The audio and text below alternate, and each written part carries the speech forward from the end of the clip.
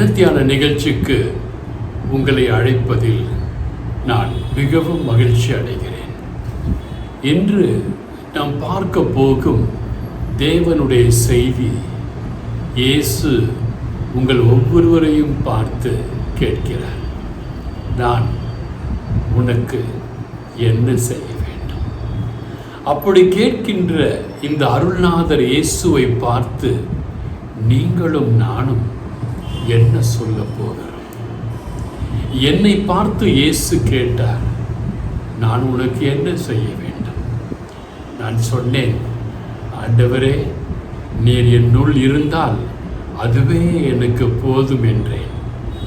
இயேசு என்னுள், என் இல்லத்தில், என் உள்ளத்தில் குடி கொண்டிருக்கிறார். இன்று உங்கள் ஒவ்வொருவரையும் பார்த்து அருள்நாதர் இயேசு கேட்கிறார், நான் உனக்கு என்ன செய்ய வேண்டும்? நீ பயப்படாதே, நீ திகையாதே, துவண்டு போவாதே, உன் வாழ்க்கை எப்படி இருக்கும் என்று கவலையே படாதே. இயேசுவை நம்பின பிள்ளைகளை சார்ந்து இருப்பாயேயானால் நீ நிச்சயமாக ஆசீர்வதிக்கப்படுவாய். அந்த உண்மை நிகழ்வுகளை நாம் என்று பார்க்க போகிறோம். முதலில் ஆண்டவர் சொன்ன வார்த்தைகளை பார்த்துவிட்டு அடுத்த நிகழ்வுகளுக்கு நாம் செல்வோம். மார்க்கு எழுதின சுவிசேஷம் 10ஆம் அதிகாரத்திலே பர்த்தமேயு என்கிற ஒரு குருடன் இருந்தான். அவனுக்கு பார்வை கிடையாது.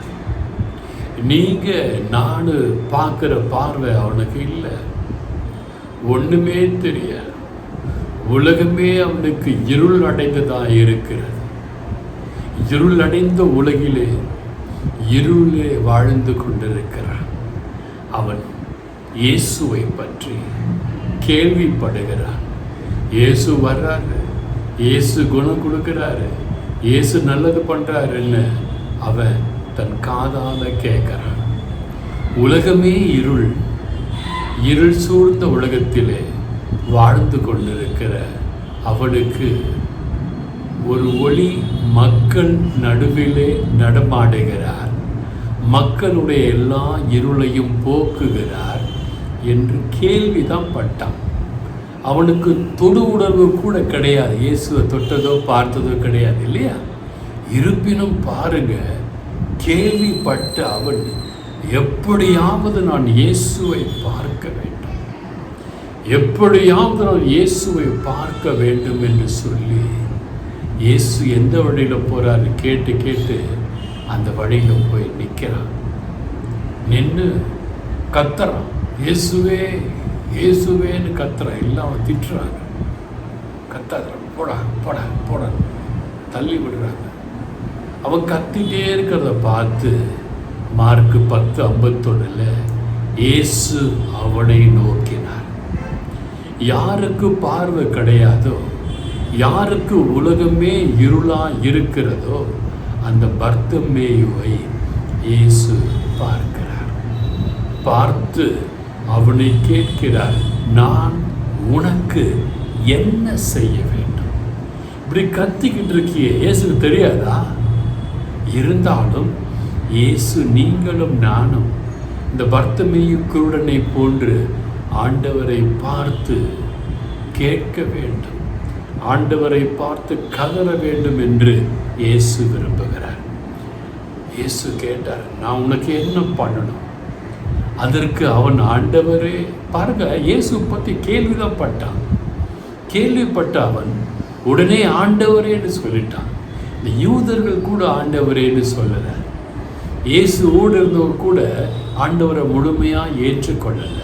அவன் உடனே, ஆண்டவரே, நான் பார்வை அடைய வேண்டும், உடனே பார்வை அடைய வேண்டும் என்று சொன்ன அவனுக்கு இயேசு உடனே அவன் இருளை நீக்கி ஒளிமயமான எதிர்காலத்தை அவனுக்கு கொடுத்தார் என்று வேதம் சொல்லுகிறார். எனக்கு பிரியமான என் அன்பு தேவ பிள்ளைகளே, உங்களோடு இருப்பவர்கள் திருடவும் கொல்லவும் அழிக்கவும் தான் இருக்கிறார்கள். உங்கள் சொந்தக்காரங்களாக இருப்பாங்க, உங்களை பெற்றவங்களாக இருப்பாங்க, கூட பிறந்தவங்களாக இருப்பாங்க. அவங்கெல்லாம் திருடுறதுக்கும் கொல்லவும் அழிக்கவும் தான் இருக்காங்கன்னு ஆண்டவரே சொல்லிட்டு அவர் என்ன சொல்கிறாரு, நான் அப்படி இல்லைப்பா, நீங்கள் உயிரோடு இருக்கணும், பரிபூர்ணமாக இருக்கணும், அதற்கு தான்ப்பா நான் வந்தேன் சொல்கிறேன். எங்கே அந்த வசனம் பார்ப்போமா? யோவானுக்கு இந்த சுவிசேஷம் 10ஆம் அதிகாரம் 10ஆம் வசனம் இவ்வாறு சொல்கிறது, திருடன் திருடவும் கொல்லவும் அழிக்கவும் வருகிறானே என்று வேறொன்றுக்கும் வரான். உங்ககிட்ட வர்றவங்க திருட, உங்ககிட்ட திருடவும் உங்களை கொல்லவும் உங்களை அழிக்கவும் வருகிறானே என்று வேறொன்றுக்கும் உங்ககிட்ட வரமாட்டான். நானோ இயேசு. அவைகளுக்கு யாரெல்லாம் உலகத்தில் இருக்காங்களோ, யாரெல்லாம் இயேசுவை நம்பி இருக்காங்களோ, யாரெல்லாம் இயேசு வேணும்னு சொல்கிறாங்களோ, அவைகளுக்கு ஜீவன் உண்டாயிருக்கும். அந்த ஒவ்வொருவர்களுக்கும் ஜீவன் இருக்கணும், உயிராக இருப்பாங்க. பணம் இருக்கும், பதவி இருக்கும், உயிர் இருக்காது. இங்கு உயிர் என்று சொல்லப்படுவது இயேசு. உயிர் இருக்காது. அது பூரணப்படவும் வந்தேன்.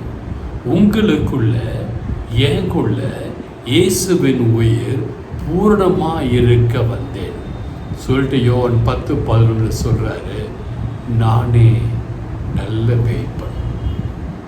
நல்ல மேய்ப்பன் ஆடுகளுக்காக தன் ஜீவனை கொடுக்கிறான் என்று இயேசு தன் ஜீவனை கொடுக்க போகிறார் என்று இங்கு உணர்த்துகிறார்.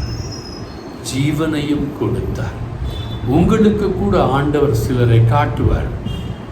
நீங்கள் தான் அவங்கள பார்த்து தெரிஞ்சுக்கணும். நல்லவங்களை காட்டும் பொழுது நம்ம அப்படியே பிடிச்சுக்கணும். அது எப்படின்னா, ஒரு கொடி பார்த்திங்கன்னா ஸ்ட்ராங்காக இருக்காது. அதுக்கு ஒரு கம்பு கிடைச்சா அந்த கம்பு மேலே சுற்றிச்சுன்னா அந்த கம்பு இருக்கிற வரைக்கும் அந்த கொடி ஸ்ட்ராங்காக இருக்கும். அதே போன்று நீங்களும் கூட ஆண்டவர் சில நல்லவர்களை காட்டும் பொழுது அவர்களை சார்ந்து அவர்களை பிடித்து அவர்களோடு இருப்பீர்களே ஆனால் நீங்கள் நல்லா இருப்பீங்க. 2 ராஜாக்கள் 2ஆம் அதிகாரம் 9ஆம் வசனத்தை பார்க்கும் பொழுது இங்கும் ஒரு கான்வர்சேஷன், அதாவது ஒரு பேச்சு நடக்கிறது இருவருக்கு மத்தியில். ஒருவர் எலியா, இன்னொருவர் எலிசா. எலியா மிகவும் சக்தி வாய்ந்தவர், அற்புதமானவர், அற்புதங்களை செய்யக்கூடியவர். அவரை பார்த்த எலிசா எப்படியாவது அவரிடத்திலிருந்து ஆசீர்வாதங்கள், ஆவியின் வல்லமைகளை பெற்றுக்கொள்ள வேண்டும் என்று விரும்புகிறார். 2 பேரும் பேசுகிறாங்க. பேசிக்கிட்டு இருக்கும் பொழுது அந்த எலியா என்ன பண்ணுறாரு, தன் தோளில் மேலே இருக்கும் துண்டை எடுத்து ஆற்றை அடிக்கிறார். ஆற்றை அடிக்கும் பொழுது ஆறு பிளந்து கட்டாந்தரையாய் வெட்டாந்தரையாய் மாறி இவர்கள் நடுவில் நடந்து அக்கறைக்கு போகிறார்கள். அப்படி போகும் பொழுது 2 ராஜாக்கள் 2:9 எலியா எலிசாவை நோக்கி, நான் உன்னை விட்டு எடுத்து கொள்ளப்படுவதற்கு முன்னே நான் உனக்கு என்ன செய்ய வேண்டும் என்று கேட்கிறார். இந்த எலியா கூடையே சுற்றிக்கிட்டு இருக்கார், உண்ட மாட்டேங்கிறார். கூடையே ஒரு நல்ல சீடனாக சுற்றி கொண்டிருக்கும் பொழுது எலியா எலிசாவை பார்த்து கேட்கிறார், நான் எடுத்து கொல்லப்பட போகிறேன். நல்லா கவனிங்க, இந்த எலியா எடுத்து கொல்லப்படுவது அவருக்கு சொல்லியாகிவிட்டது, தேவனால் சொல்லப்பட்டு விட்டது. அவர் சொல்கிறார், நான் எடுத்து கொல்லப்படுவதற்கு முன்பாக என்னிடத்திலே கேள், உனக்கு என்ன வேண்டும் என்று கேட்கிறார். அதற்கு அவன், எலிசா, உம்மிடத்தில் உள்ள ஆவியின் வரம் எனக்கு ரெட்டிப்பாய் கிடைக்கும்படி வேண்டுகிறேன். அவன் ஒத்த வரலாம் கேட்கல. அவன் கேட்குறான், எலியா ஐயா, உமக்கிட்ட இருக்கிற ஆவியின் வரம் எனக்கு ரெட்டிப்பா 2 எத்தனையா வேணும்னு சொல்லி கேட்குறான். அப்பொழுது அவர் சொல்கிறார், நீ என்னை பார்த்துக்கிட்டே இருக்கணும். நான் எப்போ எடுத்துக்கொள்ளப்படுவனோ அப்போ பார்த்துட்டே இருந்தீன்னா என் மேல் இருக்கிற அந்த துண்டு உனக்கு கிடைக்கும். அப்பொழுது நீ கேட்டபடி இரண்டத்தனையான ஆவியின் வரம் இரட்டிப்பாக உனக்கு கிடைக்கும் என்று சொல்லுகிறார்.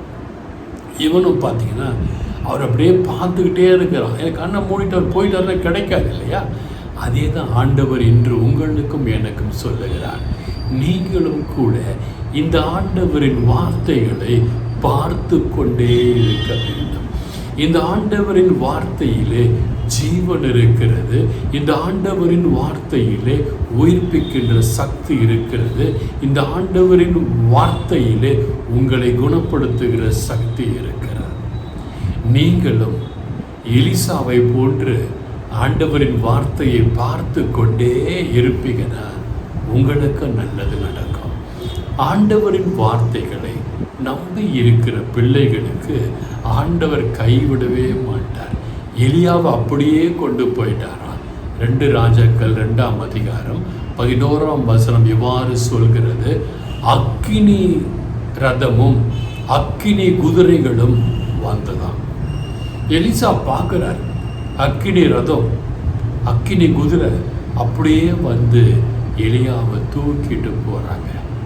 எங்கே தூக்கிட்டு போகிறாங்க? ஆண்டவர்கிட்ட. இது எதை குறிக்கிறது என்றால், ஆண்டவரை நம்பின பிள்ளைகள், ஆண்டவருக்கு பிரியமான பிள்ளைகள், ஆண் மகனாய் இருந்தாலும் பெண் மகனாய் இருந்தாலும் ஆண்டவர் அவர்களை உலகத்திலே விட்டுவிட மாட்டார். அவருக்கு பிரியமாய் இருக்குமே ஆனால் அவர்கள் எடுத்து கொள்ளப்படுவார்கள். ஏனோக்கு எடுத்து கொள்ளப்பட்டான், எலியா எடுத்து கொள்ளப்பட்டான், மோசே கொண்டு போகப்பட்டார். ஏன்னா மோசே மலை மேலே இயேசுவோடு தரிசனமானார் இல்லையா? ஸோ இவங்கெல்லாம் ஆண்டவருக்கு பிரியமாக இருந்து ஆண்டவரின் சொல்லை கேட்டபடினால் அவர்கள் எடுத்து கொள்ளப்பட்டார்கள். அவன் எலியா பரலோகம் ஏறி போனான் என்று 2 ராஜாக்கள் 2ஆம் அதிகாரம் 11ஆம் வசனம் ஆணித்தரமாக சொல்லுகிறது. நீங்களும் கூட என்று சொன்ன ஒவ்வொரு வசனங்களையும் கேட்டு தியானித்து அதன்படி வாழ்ந்து காட்டுவீர்களே ஆனால் நீங்கள் ஆண்டவரின் பிள்ளைகளாய் எடுத்து கொள்ளப்படுவீர்கள். நீங்கள் நல்லா இருப்பீங்க, உங்கள் குடும்பம் நல்லா இருக்கும், உங்கள் பிள்ளைகள் நல்லா இருப்பாங்க, உங்கள் பிள்ளைகள் நல்லா இருப்பாங்க. God bless you all.